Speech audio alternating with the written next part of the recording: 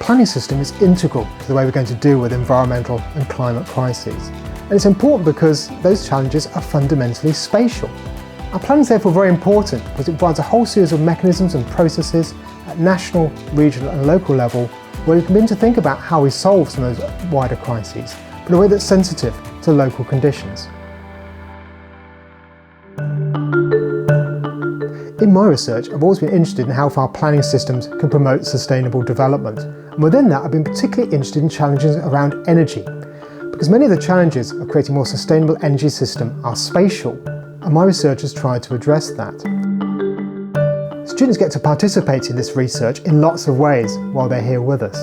At one level, my research informs the teaching that I do, so students learn about cutting-edge research on spatial strategies for wind energy, but students also practically engage in research too, or at least apply some of the things they've learnt in research activities. So within some of the teaching itself, they do things like draft consultation responses to government policies and initiatives. I'm Jennifer Pride and I'm Head of Energy Delivery for Welsh Government. So the work that Richard's doing here will translate itself directly into things that people will see as a tangible difference.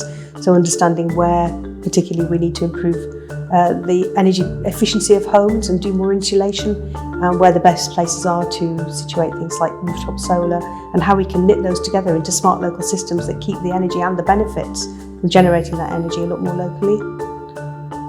A new area of research for us in the School of Geography and Planning is the idea of local area energy plans.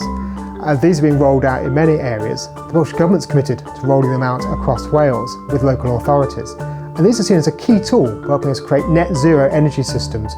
In some areas that might be about working out what's the best renewable energy capacity to install. You can see that at Trowbridge in the east with the wind farm.